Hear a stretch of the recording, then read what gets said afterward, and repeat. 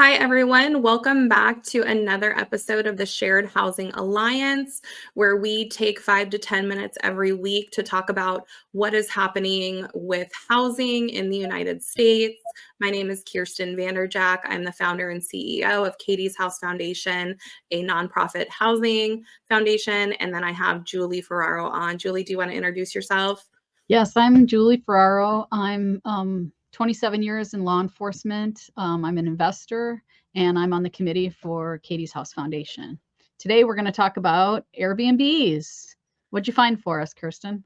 I am super excited to talk about not the failure of Airbnbs, even though that's what we are going to be talking about, but more about pivoting and switching your Airbnb or your underperforming rental, or even maybe a house that's sitting on the market that's not selling, into a shared house, a halfway house, and things of that nature. Because at Katie's House Foundation, we are actually helping people. We're seeing applications increase pretty drastically this week for people on fixed income. And I want to talk about the fact that there's so many Airbnbs and so much homelessness and unaffordability.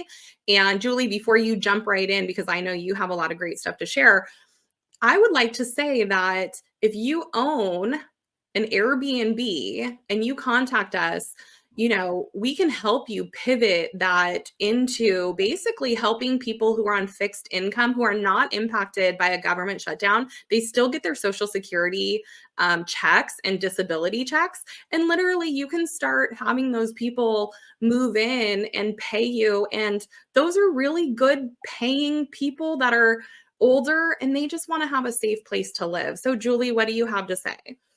Well, so the article that you've pulled up here is talking about how the market basically got saturated. I think this is an older article, and it talks about how the Airbnb market went from having, a fair amount of listings to like oversaturation. And I just don't think that it's just the fact that people have kind of, you know, everybody follows. It's like flipping was a big deal at one point, right? And everybody got into flipping. By the time these people got into flipping, it was like the bus had left the station, right?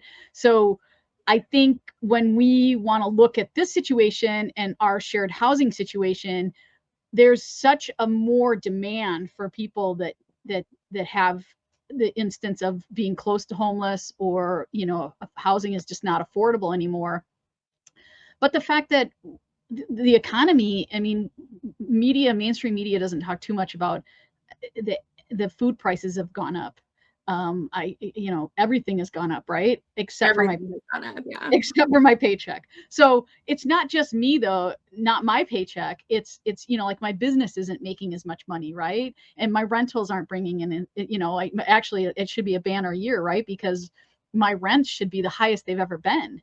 And that's the people that we're actually helping, right? We're the ones that are giving them that more affordable housing. So I just think that, this article talks about how the saturation on Airbnb has become like over to the point where people aren't getting any rentals, it's you could have rented your house for a week and now and pay your rent, right? Or you pay your mortgage for the month. But now if you're not getting that, how are you covering those expenses? How are you covering that? Or did you save all that money that you were making back in the day when you were renting it twice a month, 3 times a month, to cover those expenses to now when you're not getting any rentals?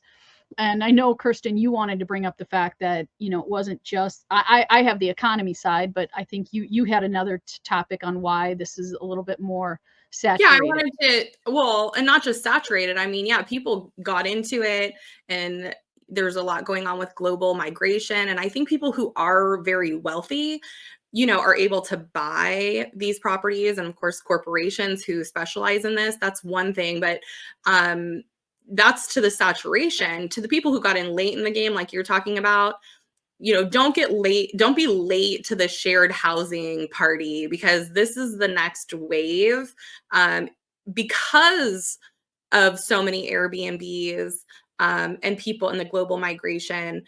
This is why we're seeing homelessness tick up.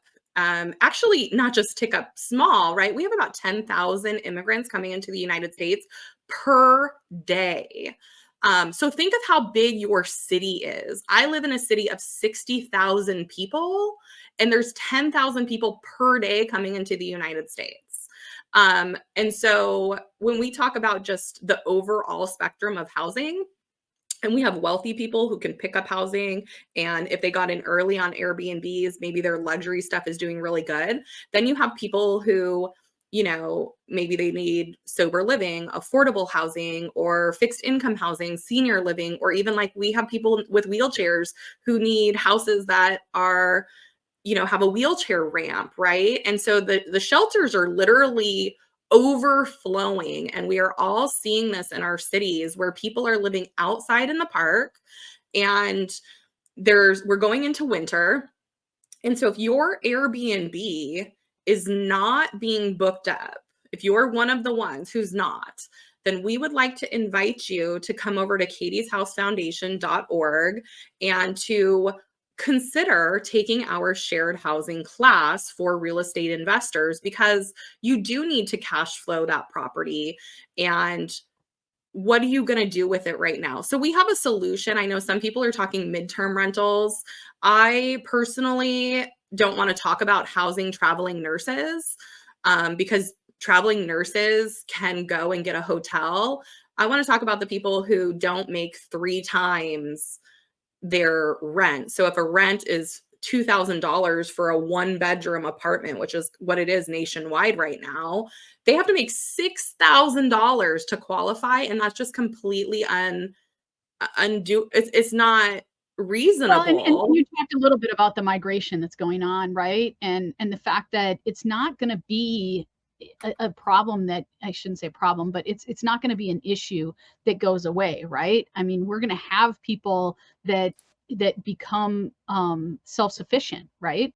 It's not every person that you see that's homeless has a situation that's permanent. So I think that, coming over to Katie's House Foundation and finding out what it is that we've done and how we've successfully turned into just a, normal, 4-bedroom, 2-bath house into something that makes us way more than what our normal monthly income would have been. And it is a record income, right? I mean, think about, you just said, how much is it for a 1-bedroom or a 2-bedroom rental in your market? It's got to be, even more when you're charging, for per bed. So if you already Yeah. furnished it and you already got it ready going, it just makes sense. And I guess, like you said, just don't be late to the game. Like it's here and now. And this is just, if you go to any of the major cities and you drive through, you're just going to see what we're talking about. You're going to see where there's people that you can definitely tell that they're unhoused and they're unsheltered. And we have exciting news as it relates to Katie's House Foundation, uh, and offering a platform for putting your houses on.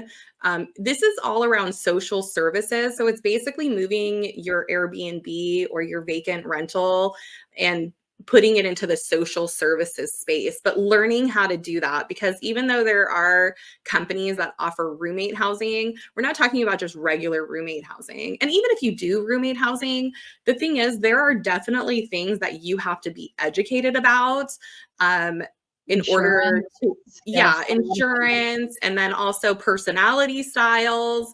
And you're going to think like, oh, my property manager is going to handle that. Let me just tell you, not every property manager wants to handle roommate housing. And the sites that are out there right now, I looked into those. And when you look at actually the comments on their Facebook pages and you look at the people who live inside, like the residents who live inside, they will say that they're having trouble making sure that the utilities are paid, and that it's not, like basically the money situation maybe is not managed very appropriately. And so I guess what I'm saying is that come take our class, but more importantly, figure out how to cash flow your underperforming assets and make a social impact, because we're in a blue ocean right now of literally people coming into the United States who need housing, but they might not even have, um, a valid ID or something, and you're going to have to request these kinds of things. Those people are blocked from getting like a hotel or an Airbnb if they don't have a valid ID. But they do have other ways of verifying their identity, and you need to know those if you want to help those people and have the cash flow of 2, 3, and 4 times what the normal market rent is, and also it be stable and a great house. So anyhow, that's my tip. Julie, you want Yeah. to finish it up? Well, so if like you said, come on over, take a look, and you'll see that there's value in providing, this, and that you're still making your profits. So if you found value in this content, like and subscribe, and you can comment below. We'll always comment back, and make it a good week. Good luck. Have a great week. Bye, everybody.